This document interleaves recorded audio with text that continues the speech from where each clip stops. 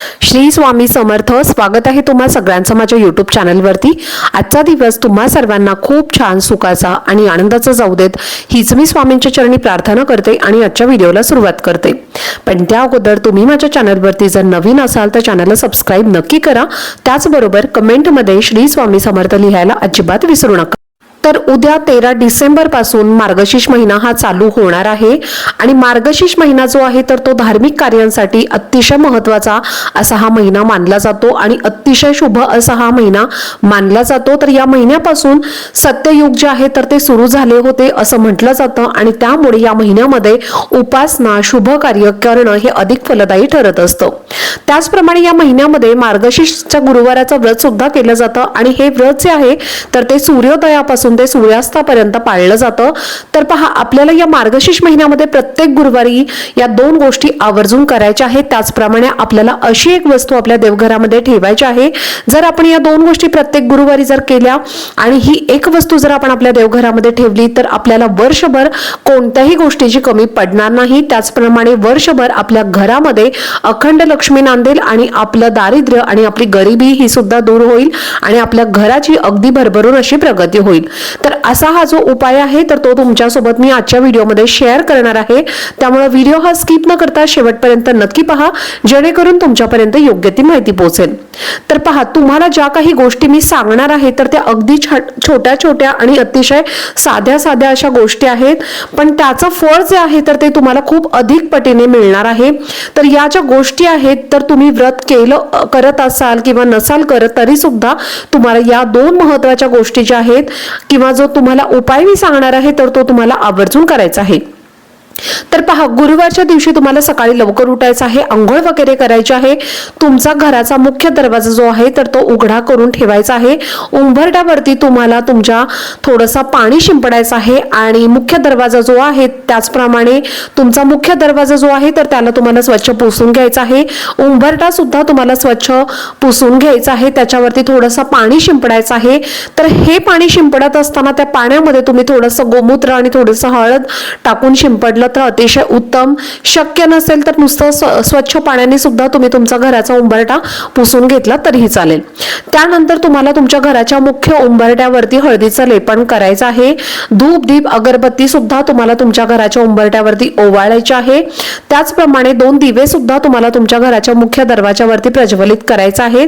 तुम्ही दिवा लावत असताना तुम्ही जर समजा एक दिवा लावत असाल तर तुम्ही जेव्हा घराच्या बाहेर जात असता तेव्हा तुमच्या उजवी साईड जी आहे तर त्या उजव्या हाताला तुम्हाला हा दिवा लावायचा आहे आणि 2 लावणार असाल तर एक डाव्या बाजूला आणि एक उजव्या बाजूला असे 2 दिवे आपल्याला सकाळी आणि संध्याकाळी या दोन्ही वेळेला लावायचे आहेत.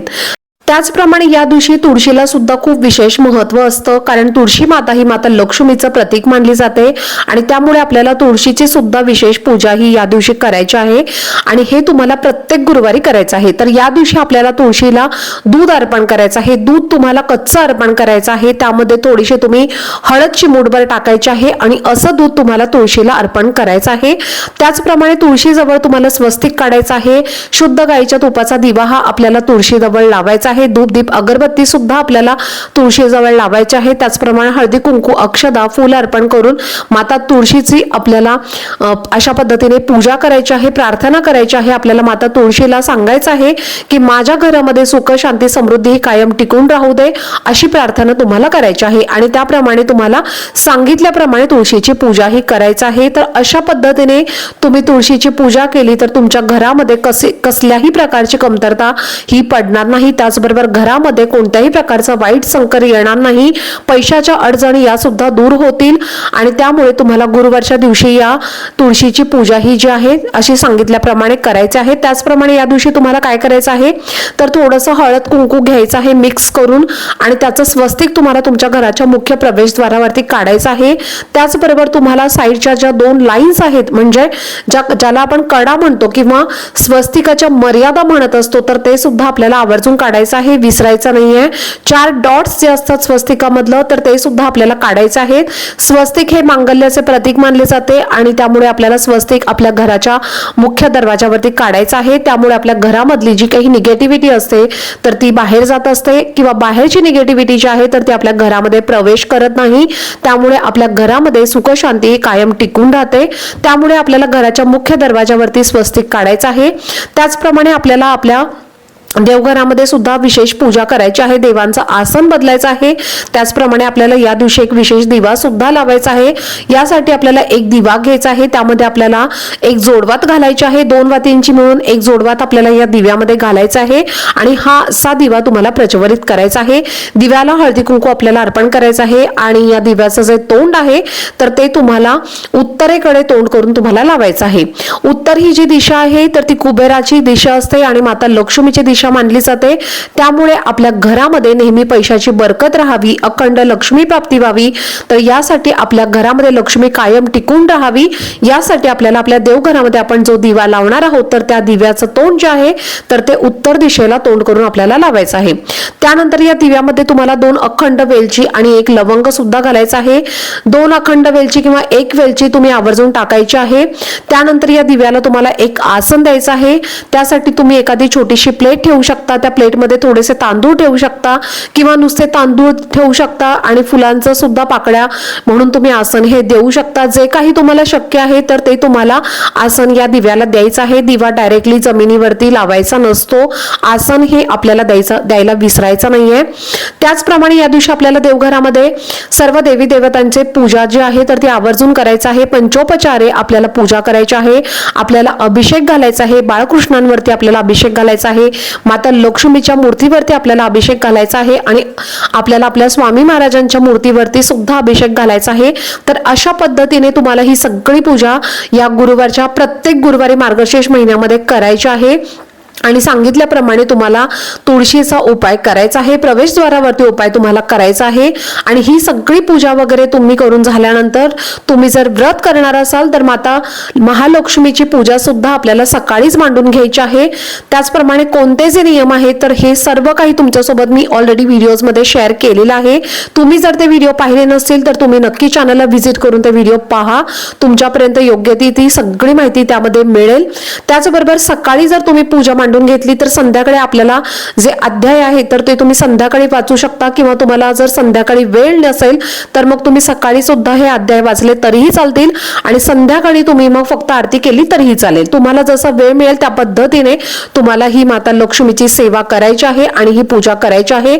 संध्याकाळी आपल्याला नैवेद्य जो आपण ठेवणार आहोत तर तो संध्याकाळी तुम्हाला नैवेद्य ठेवायचा आहे आणि देवघरामध्ये अशी एक वस्तू जी आहे तर ती आपल्याला आवर्जून ठेवायची आहे, ती म्हणजे एक लाल कपडा. तर लाल रंगाचा जो कपडा आहे तर त्यामध्ये तुम्हाला 5 सुपारी, त्याचप्रमाणे 1 वेलची आणि 1 अख्खा हळकुंड आणि 5 कवड्या ज्या असतात म्हणजे पिवळ्या कलरच्या ज्या कवड्या असतात तर त्या तुम्हाला या कपड्यावरती किंवा या वस्त्रावरती ठेवायच्या आहेत. पिवळ्या कवड्या नसतील तर तुमच्याकडे पांढऱ्या कवड्या असतील तर त्याला थोडीशी तुम्ही हळद लावू शकता आणि त्याला पिवळ्या रंगाच्या कवड्या तुम्ही बनवू शकता. त्याचबरोबर याच्यामध्ये तुम्हाला 1 रुपयाचं नाणं सुद्धा ठेवायचं आहे आणि या सगळ्या वस्तूंची तुम्हाला एक पोटली बनवायची आहे आणि तुमच्या देवघरामध्ये दिवा प्रज्वलित करून तुम्हाला धूप दीप अगरबत्ती लावायचा आहे. देवघरासमोर तुम्हाला बसायचं आहे आणि यानंतर तुम्हाला काय करायचं आहे तर ही जी पोटली आहे तर ती तुम्हाला तुमच्या उजव्या हातामध्ये घ्यायची आहे. उजव्या हातामध्ये घेतल्यानंतर तुम्हाला ओम एम ह्रीम क्लीम चामुंडाई विचे हा मंत्र म्हणायचा आहे. त्याचप्रमाणे तुम्हाला माता लक्ष्मीचा बीजमंत्र सुद्धा म्हणायचा आहे. तुम्हाला 2 मंत्र मी सांगितलेले आहेत. माता लक्ष्मीचा बीज मंत्र तुम्ही 108 वेळेला म्हणू शकता किंवा तुम्ही 99 मंत्र सुद्धा 108 वेळेला म्हणू शकता किंवा फक्त ओम एम श्री महालक्ष्मी देवेन महा हा मंत्र सुद्धा तुम्ही 108 वेळेला म्हणू शकता. तर अशा पद्धतीने जो कोणता मंत्र तुम्हाला लक्ष्मी मातेचा येत असेल तर तो तुम्हाला 108 वेळेला म्हणायचा आहे. त्यानंतर तुम्हाला 1 वेळेला महालक्ष्मी अष्टकम सुद्धा म्हणायचं आहे. महालक्ष्मी अष्टकम जे आहे तर ते आपण आपल्या माता लक्ष्मीचं जे व्रत करणार आहोत तर त्या गुरुवारच्या व्रताच्या पोथीमध्ये तुम्हाला हे महालक्ष्मी अष्टकम मिळेल किंवा मग तुम्ही गुगलवरती सर्च केलं तरी सुद्धा तुम्हाला तिथे मिळेल. तर अशा पद्धतीने तुम्हाला महालक्ष्मी अष्टकांचं पठण करायचं आहे आणि त्यानंतर ही जी पोटली आहे तर ती तुम्हाला माता लक्ष्मीचा फोटो असेल तर फोटो जवळ ठेवायची आहे. त्याचबरोबर मूर्ती असेल तर मूर्तीजवळ तुम्हाला ही पोटली ठेवायची आहे. जर तुम्ही माता लक्ष्मीचं गुरुवारचं व्रत करणार असाल तर ज्या ठिकाणी तुम्ही पूजा मांडलेली आहे तर त्या पूजेमध्ये सुद्धा तुम्ही ही पोटली ठेवली तरीही चालेल. आणि जर तुम्ही व्रत करणार नसाल तर ही पोटली तुम्ही तुमच्या देवघरामध्ये माता लक्ष्मीचा फोटो जवळ ठेवायची आहे. तुमच्या घरामध्ये जर माता लक्ष्मीचा फोटो किंवा मूर्ती नसेल तर कुलदेवीचा फोटो असेल, मूर्ती असेल, टाक असेल तर त्याच्याजवळ तुम्हाला ठेवायचे आहे. तर तुम्हाला प्रत्येक गुरुवारी संपूर्ण महिना मार्गशीर्ष महिना संपेपर्यंत शेवटच्या गुरुवारपर्यंत तुम्हाला ही जी पोटली आहे तर ती माता लक्ष्मी जवळच ठेवायची आहे. आणि त्यानंतर तुम्हाला प्रत्येक गुरुवारी ठेवायचं आहे आणि संध्याकाळी सगळी पूजा वगैरे करून झाली की तुम्हाला ही पोटली उचलायची आहे आणि ती तुम्हाला तुमच्या पैशाच्या तिजोरीमध्ये ठेवायचं आहे. त्यामुळे वर्षभर आपल्याला काहीच कमी पडणार नाही. आपलं गरिबी दारिद्र्य हे सुद्धा दूर होईल आणि आपल्या घराच्या अगदी भरभरून प्रगती होईल. त्याचप्रमाणे मार्गशीर्ष महिन्यामध्ये अन्नपूर्णा देवीला सुद्धा खूप महत्त्व दिलं जातं. तर आपल्याला अन्नपूर्णा देवीला सुद्धा अभिषेक वगैरे घालून तिची सुद्धा आपल्याला पंचोपचारे पूजा करायची आहे. अन्नपूर्णा देवीचा वास आपल्या स्वयंपाकघरामध्ये नेहमी राहावा यासाठी अन्नपूर्णा देवीची आपल्याला पूजा करायची आहे. स्वयंपाकघरामध्ये सुद्धा आपल्या गॅसची आपल्याला पूजा ही करायची आहे. आपला गॅस जो आहे तर त्याच्यावरती आपल्याला स्वस्तिक काढायचं आहे. हळदी कुंकू फूल अर्पण करून आपल्याला आपल्या स्वयंपाकघरामध्ये असलेल्या गॅसची पूजा अशा पद्धतीने करायची आहे. माता लक्ष्मीला धनधान्य समृद्धी ही कायम टिकून राहू दे अशी प्रार्थना करायची आहे. अन्नपूर्णा देवीची सुद्धा आपल्याला सेवा आणि उपाय जे आहेत तर ते करायचे आहे. तर अशा पद्धतीने तुम्ही हे संपूर्ण महिनाभर सांगितल्याप्रमाणे उपाय आणि सेवा ह्या नक्की करा.